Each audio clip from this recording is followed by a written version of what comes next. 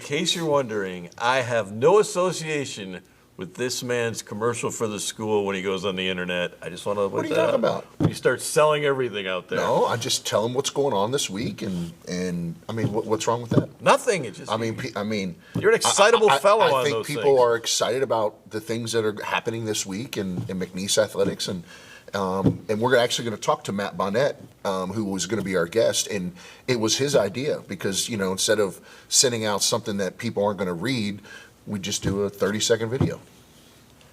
Yeah. It's just the man does not know to say no to a camera. All right, I got a lot of questions for you today. We got a lot of things to talk about. First of all, do you know who Great Ozpar is, or did you know beforehand? Yes, he's the kid that actually played at Montana State with Danny Sprinkle, then went to Utah State when Danny went there, and now's at Washington. And, he just signed, supposedly, an NIL deal for, a couple $2 million. $2 million. Which just is the highest known NIL deal. And to be honest with you, it's getting out of control. Well, you go from, we're talking Utah State, Washington. We're not talking Duke, North Carolina. We're not talking the real blue bloods. If they're in that competition, how would a Utah State ever be able to keep him? You can't. Realistically, you can. And that's why I just think that, I know that there's the NCAA and they're working on it as we speak, and trying to get this, but something needs to get done sooner than later because this is getting out of control. Now it's how the game is played, so you better figure out how to play it. But I just don't think it's a sustainable model. No, it would, and that's what I wondered is we're going to get down to only a few teams can afford it, and if a Washington can afford it. Yeah. Then you're really looking at that's probably coming from the fact that they just moved to the Big Ten. That's where the money's coming from. For sure. Now, how do you mid-majors are going to be a hard time, but certain majors are going to be a hard time even competing? Oh, there's no question about it. There's a lot of mid-major, very prominent institutions that are, that have a lot of name recognition that are really, really struggling right now in NIL world. I was at a conference last week, and it's the number one thing that everyone was talking about is how do you have sustainable NIL, and then what is the NCAA going to do? Because no matter what, you cannot sustain this amount of money to NIL over the next 3, 4, 5, 10 years. It's just there's still only a finite amount of money, and there is such a thing as donor fatigue. Oh yeah, eventually. So the NCAA has to figure it out because, and I think this is the right time to do it, especially with the report of what this kid is getting at University of Washington, which is insane. Well, we've reached a strange world when LSU's Brian Kelly tells us all he's not in the business of buying players. Now, I might be wrong, but LSU has always been in the business of buying athletes. If he can't afford it or he's worried about it, it's really gotten out of control. Yeah, I don't know anything about that. I just know that like I said, that across the country, it is something that everyone's talking about, and it has gotten out of control. It really has, and hopefully the NCAA can, with the help of Congress, can put some type of regulation, whether it's revenue sharing, whatever it's going to be. We need to do something. And if you're interested, you could read my thoughts on Brian Kelly's comments on CBS.com. Well, there you go. I don't ever read the paper, and I don't read anything. Well, you should. Okay, let's get back to some other things. Okay. You didn't go to the Western Athletic Conference when you had the opportunity. Mm-hmm. Probably a good thing looking at what's happening. Mm-hmm. Last week, Grand Canyon leaves, Seattle leaves. Mm-hmm. We've talked about Stephen F. Austin wanting to come back possibly to the league, to the Southland Conference. Other teams are talking about it now. When you made that decision, did you understand the implications it would have for that league or your league, or were you even playing that game? For sure. Yeah, I just didn't think that. And it goes back to from 1997. I'm going to age myself here. From 97 when I was at BYU. Okay, and we were in the WAC. Yeah. And that's when Tulsa and Hawaii were in the WAC. And it was right before the WAC kind of split and we became the Mountain West. But it's impossible to have a league at this level over multiple time zones. You just can't do it. It doesn't work. It's been tried before. I just don't see how it's going to work. And you know, when I remember when New Mexico State and Sam Houston left and went to Conference USA, that was something that I really put the brakes on and really evaluated it. And obviously, looking back, it was the right move. Well, the WAC has always been predominantly a basketball conference. Yeah. That's what it's been known for in that. Now it seems like there's really no room for football in there almost. Do you see that as a viable football league anymore? Can it be? I don't see it. Now, that's the one thing that, you know, when I was in the room with the WAC, to be completely transparent, and reading the room, there was a real divide. Almost like it was in the Southland when I first became the AD. There was such a divide. Yeah. And I could feel that in the WAC, where you had the Grand Canyons that, you know, in the Utah Valleys that were all about basketball and let's get multiple teams in the league. And then you had a Texas group that was all about football, football, football. And that was another thing, red flag for me, that I was like, well, you know, I don't know where this league is actually going to end up. But I'm glad we made that decision. Obviously, looking back, and hindsight's 20/20, but it was for sure the right move. And I would say, although there's some people that say, well, the WAC is going to try to poach Southland Conference teams. I don't see that happening. I think it's the reverse.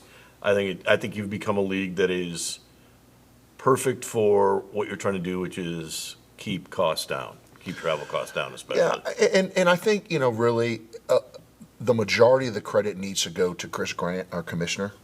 He's been phenomenal in this role, and what he's been able to do to brand our league, to get out and visit different schools, listening to people, listening to concerns, and going out and I mean, think about it. Like, he got us to stay.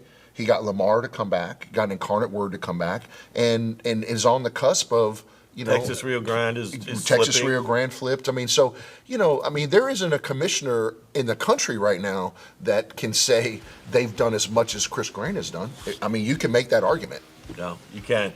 When we come back, we'll talk about branding with Matt Bonnette, Sports Information Director, and Bayou Bandit after this. Whether it's an injury case, a property case, or a business dispute, our lawyers are at the top of their game. Ask anyone who knows us.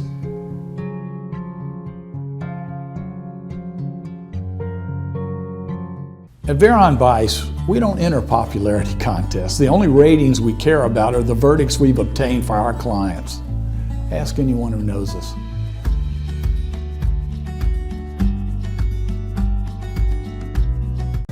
Serving the community of Southwest Louisiana since 1954 and a loyal supporter of McNeese State University for over 30 years, Southwest Beverage has provided scholarships to students, supported athletic programs, and sponsored the Banner Series since its inception. We pride ourselves on being the premier beverage supplier in Southwest Louisiana, offering an extensive portfolio of beer, spirits, and non-alcoholic beverages. We're Southwest Beverage, and we want to say thank you for your support.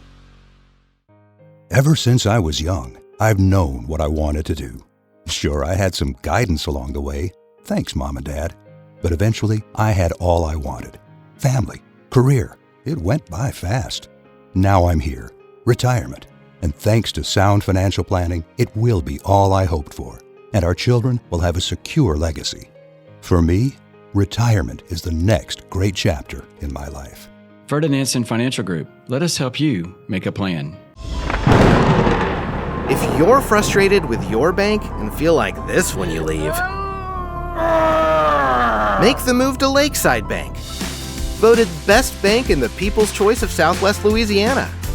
At Lakeside, the sun is shining, we have the best personal banking, and our customers are always smiling. Find your way to a brighter financial future. Bank happy.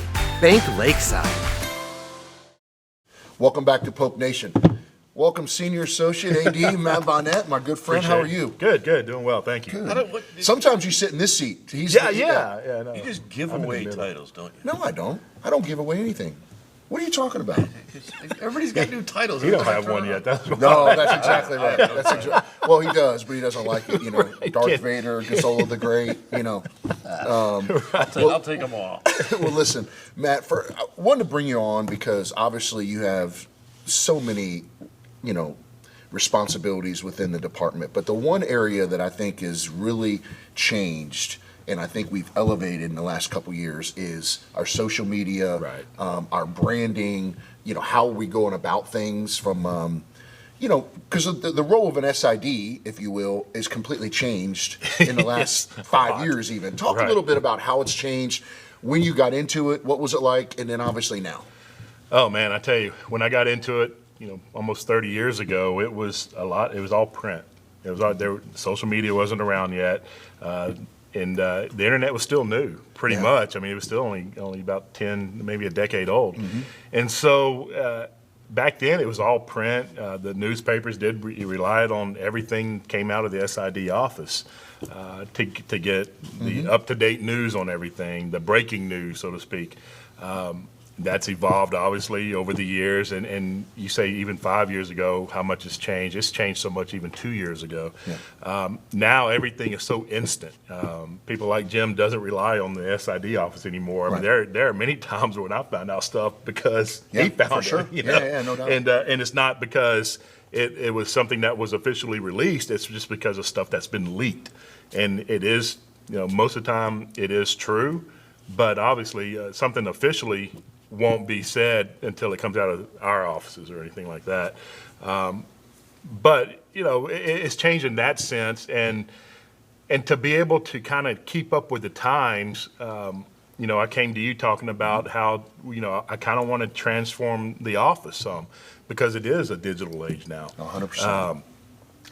We're fortunate to have people like Jim and KPLC in town because they cover us, they write the stories, they cover us all, all the news reports and everything. And not everybody in the league. In fact, I don't know. Maybe Lamar has that. Absolutely. We're very, very fortunate to have them. So what I would like to do is, more video stories, more just video clips of things, pregame, postgame.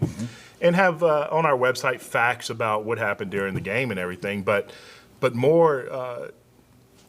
It wouldn't be more interactive because you're not going live with people, but it's more of a just kind of getting faces out there, let people know who our players are, who our coaches are, and things like that. And I think that if you kind of look at what the bigger schools are doing. That's what they're doing now. They still have, everybody still has the SID office. You can't get rid of that because of the thing, record books and things like that, and information. But in terms of digital, the sky really is the limit. And I just want to be able to. Like I told you, I want to be the department where people say, "Hey, look what McNeese is doing. We want to do that." That's right. And the thing is that the attention span. People now, it's so short, right? We joke about it, but I want to talk about that on air. Like, for someone to sit down and literally take 2 or 3 minutes and read an article, they just don't do that. It's like 30 seconds, and in fact, I was talking to some of my colleagues around the league that I'm really good friends with. We were in a group text, and we're texting back and forth about it. And I made the joke, and after I made the joke, I was like, it might be real that I think ADHD has taken a higher jump, among people because of social media. Right. I mean, people are constantly scrolling through their feeds and everything to find out the news, whether it's true or false, whatever. It's out there. And I mean, you're right, the attention span of people. And to sit down and of course, you're going to have people like my dad who loves the newspaper, who loves to sit down and have something in front of them, even if you get the same thing on your iPad or whatever. So that will never go away, at least I don't think anytime in the future.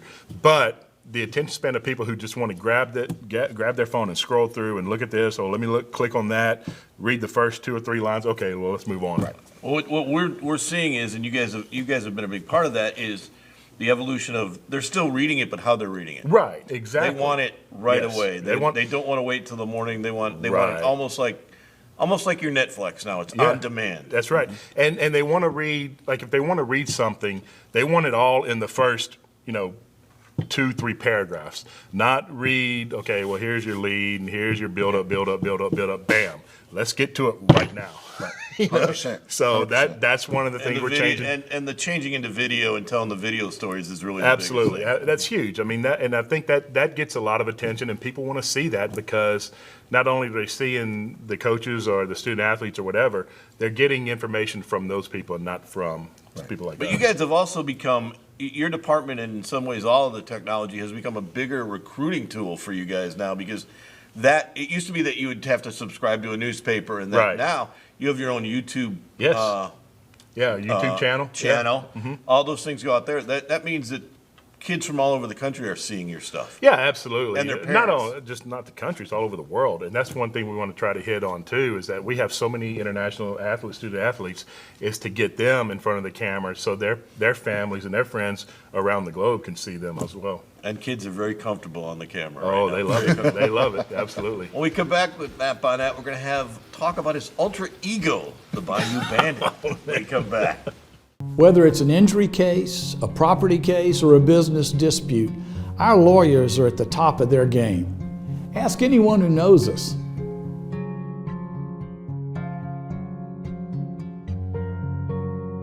Welcome to Nogales Mexican Cuisine and Bar, where every dish is crafted with fresh ingredients bursting with flavor. Make your date night unforgettable with our authentic Mexican dishes in a cozy and unique setting. Experience our warm and welcoming staff dedicated to ensuring your dining experience is nothing short of exceptional. Unwind at our bar with weekly drink specials perfect for any occasion. Nogales Mexican Cuisine and Bar, where great food, people, and drinks come together. Ever since I was young, I've known what I wanted to do. Sure, I had some guidance along the way. Thanks, Mom and Dad. But eventually, I had all I wanted. Family, career. It went by fast. Now I'm here. Retirement. And thanks to sound financial planning, it will be all I hoped for. And our children will have a secure legacy. For me, retirement is the next great chapter in my life. Ferdinandson Financial Group. Let us help you make a plan.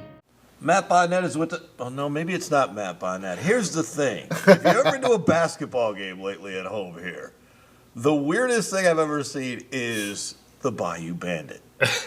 Now, it's an awesome costume, I might add. Oh. I don't know where the Christmas tree lights came in the back in the 1870s. Just keep adding to it. When did that come up, and how much is it kind of a morph between your job then and information to entertainment now? It wasn't supposed to be me. No, Heath and he had the idea, we need a hype man. And so we had someone set up, and I'm not going to say who it is, but we had someone set up, and literally about an hour before the game, he said, I can't do it. I said, what do you mean you can't do it? We're planning on you to come out and be the hype man. He said, I can't do it. I mean, it's just not me.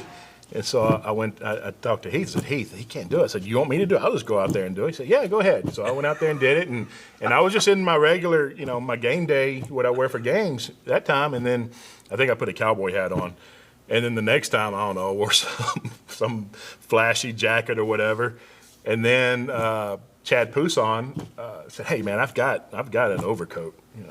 That you can borrow. I was like, all right, bring it on. And then he kind of went to that, and then the mask, and then, well, not the mask. Let's do the Lone Ranger mask thing, and then so it just kind of went from there.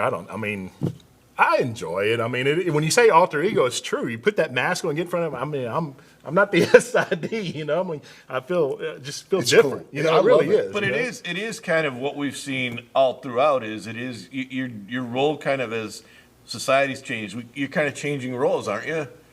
I guess. I mean, I'm doing, like I told you, I just want to do whatever I can to get people, because this went crazy. This was a year like we've never had, and I can't wait for the next year because I think it's going to be a year like we've never had the next year. And so, it's still, I think it kind of caught on a little bit at the end. Oh, yeah. And because, I got people even today ask me, you're going to wear the costume? I'm like, no, I wear the costume for one thing. That's it. I wear it for men's basketball. And I wear, Will Wade is the gangster, the American gangster, and we're the Bayou Bandit. So wear it for that. It was fun. Let me get to this, though. You want to take this, and I know we've talked about this, is you want to do a lot of TV. Yes. Because one of the things that McNeese fans have said is every conference game is done on TV except kind of McNeese. Right. How do you guys get in that spot, and how much do you have to use? How much availability and equipment is there, and resources on campus to use that you want to incorporate in that? Yeah, well, we're building a good relationship with our mass comm department to have them help out for the crew. They do have a little bit of equipment on campus. We were fortunate enough for our Southland Conference. They bought every school in the league a big production trailer and equipped it, but they equipped it to only allow one event at a time. Mm-hmm. You can't go head to head. Whether they're like if baseball and softball are playing at the same time, you can only do one or the other. But we are talking about we are going to purchase more equipment to where we can do games that are going head to head against each other. And another thing people don't understand is that if you have a soccer game on Friday, football Saturday, and then volleyball or another soccer game on Sunday, what it takes to break all that stuff down, set it back up, break it down, set it up, break it down, set it up. So that's a lot of reason why we didn't do games like that. But going forward, we Heath has a plan to I guess make a solution for all that. Where we're going to do, the plan is to do everything. And stream, you want to stream as Yeah, well. I mean, and Matt's right. I mean, he and I sat down, and we do this every year of how can we become better, right? How do we become more efficient? Putting more games on is something that we need to do, and Matt and I are figuring out the way to do that. That is our goal: is to have everything on, at least streaming, that we possibly can, every single contest and game. So there's a lot to do that. I've talked to Dr. Roos, the new incoming president, and he's obviously for that because it continues to increase our brand recognition. But it's a lot, but it's something I think that we have to do, and Matt is the one that's really spearheading that and making a plan. You just don't want to go do it recklessly. Being able to actually sit down and say, okay, what is realistically, what can we do this year? What can we do next year? What's 3 years look like? 3 years from now look like? So that's really where we're at. So when you get to this time of year, it's almost winding down. You only got one sport really left, baseball. When do you start revving up for football? Well, that's the thing. I mean, it's winding down on the field. It's just starting to rev up now for football. Yeah. I mean, we've already started our weekly, brainstorming meetings about how we're going to market everything, when we're going to do this, do that. I mean, it's already started, and now until, I think this is the time where people take their vacations and everything, of course, but the wheels have been turning now for weeks for football season, not just football, but for soccer, volleyball, and into the winter sports as well. I mean, even basketball coming up. Yeah, you're going to get a lot of attention with basketball. Now, in the old days, you used to get the big football media guide and all that. Those are gone. Yeah. Now, as you do it digitally more, are you finding that more people are able to take advantage of it because there's better access? There is, yeah, absolutely. And more people most people want to look at the record section. Yeah. You can have bios for your athletes and everything, but as soon as the first game starts, those bios are they're outdated.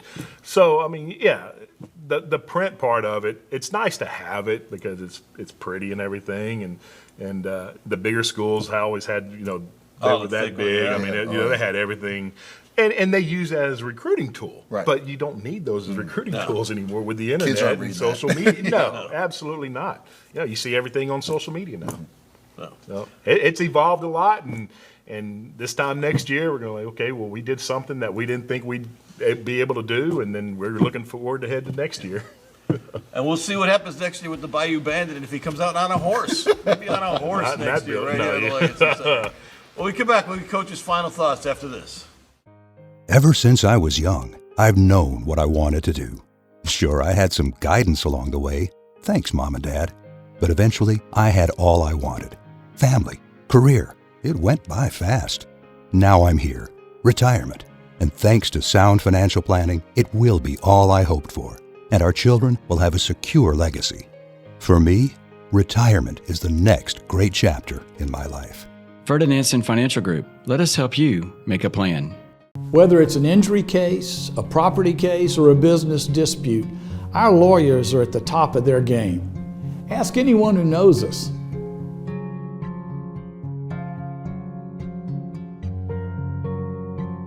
At Veron Bice, we don't enter popularity contests. The only ratings we care about are the verdicts we've obtained for our clients. Ask anyone who knows us.